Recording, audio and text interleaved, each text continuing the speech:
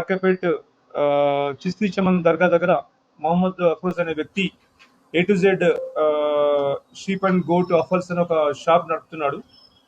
నిన్న మార్నింగ్ మాకు వచ్చిన సమాచారం మేరకు మంగళాట్ SHO రాఘవేంద్ర అండ్ వాళ్ళ టీము, ఎస్ఐస్ వాళ్ళ టీము, తర్వాత task force Golconda team, food adulteration team ఒకటి GHS నుంచి అందరు వెళ్ళి నిన్న మార్నింగ్ అక్కడ పోయి ఇన్ఫర్మేషన్ మేరకు అక్కడ పోయి దాడి చేయగా అక్కడ ఒక 300 కిలోలకు సంబంధించిన 300 kgs సంబంధించిన స్టోరేజ్డ్ ఆల్రెడీ అంత డికంపోజ్ ఉన్న స్టేజ్లో ఉన్న మటన్ అఫాల్స్ అంటే ఈ లివర్ పీసెస్ కానీ లేకపోతే ఇంపార్టెంట్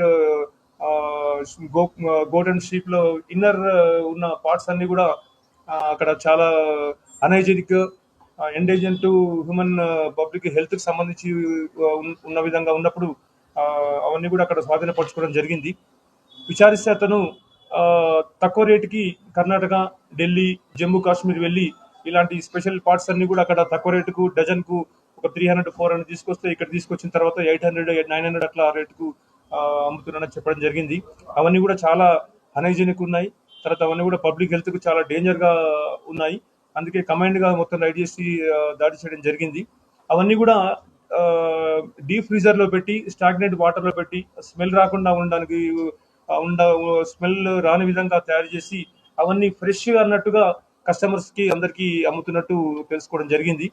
అందుకే ఈ సందర్భంగా పబ్లిక్ తెలియజేసేది ఏంటంటే తక్కువ రేటుకు వస్తుందని చెప్పేసి అనవసరంగా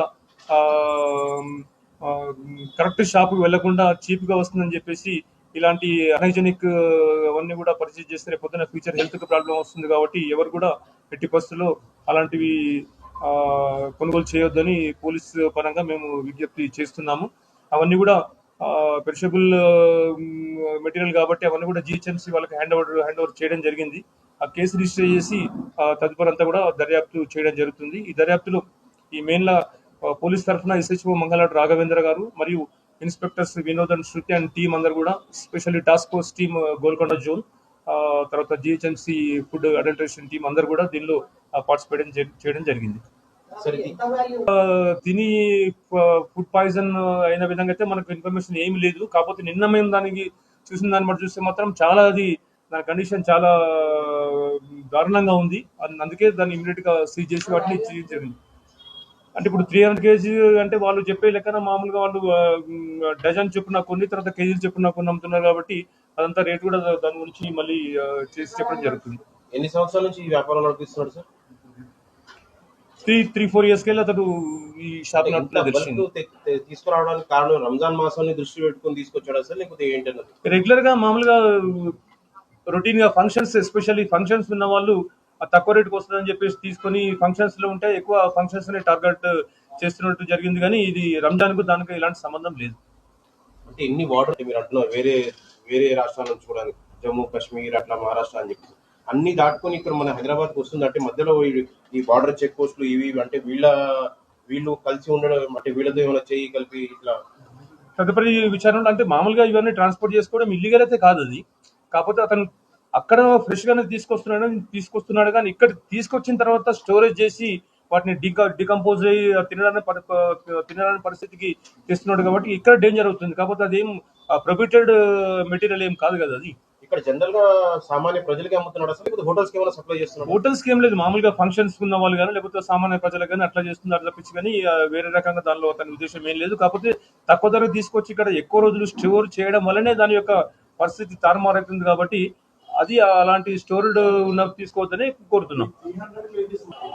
అది ఎన్ని రోజులు అంటే అది ఇప్పుడు విచారణలో అవన్నీ కూడా తెలుస్తాయి అవన్నీ. కాకపోతే అవన్నీ డీప్ ఫ్రీజ్ ఉన్నాయి కాబట్టి అవన్నీ దానిలో అన్ని అతను స్టోర్ చేసి దాని స్మెల్ రాకుండా ప్లస్ దాన్ని అట్లా ఫ్రెష్ గా ఉండే విధంగా ప్రజల్ని మభ్యపెట్టి వాటిని పబ్లిక్ అమ్మడం జరుగుతుంది.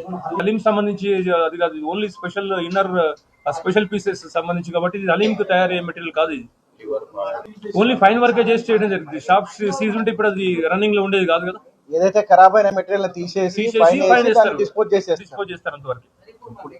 వెరిఫై చేసి స్పెషలిస్టులను పిలిపించి వెరిఫికేషన్ చేసి ఎక్కడైనా ఇలాంటి మురిగిపోయినది ఆహార పదార్థాలు ఉంటే దాని మీద పక్కా లీగల్ గా యాక్షన్ తీసుకుంటాం. దీన్ని కూడా మాకు అందరి డిపార్ట్మెంట్ల సహకారం కూడా అవసరం ఉంటుంది. అన్ని కలిసి టీమ్ గా ఏర్పడి అవన్నీ కూడా ఫర్దర్ గా అలాంటిది ఇక్కడ లేకుండా చేస్తాము. మీ తరఫున కూడా పబ్లిక్ మీకు మేము విజ్ఞప్తి చేస్తున్నాము. అలాంటిది ఎక్కడైనా జరుగుతున్నట్టు స్టోర్డ్ ఉండి అంత డికంపోజ్ స్టేజ్ లో ఉంటే ఇమీడియట్ గా మాకు ఇన్ఫార్మ్ చేస్తే మేము తప్పకుండా రెస్పాండ్ అయ్యి యాక్షన్ తీసుకుంటాం. ఇప్పుడే ఇది జరిగింది కాబట్టి డెఫినెట్ గా దీనికి సంబంధించిన అన్ని డిపార్ట్మెంట్ తో మా డీసీపీ గారు దగ్గర ఒక మీటింగ్ తప్పకుండా ఏర్పాటు చేయడం జరుగుతుంది. दोस्तों प्लीज हमारे मीडिया टाइम्स चैनल को सब्सक्राइब कीजिए और ये बाजू वाले बेल आइकॉन के बटन को भी जरूर दबाइए ताकि हमारे लेटेस्ट रोजाना आने वाले न्यूज आपको आसानी से मिल सके। Thank you.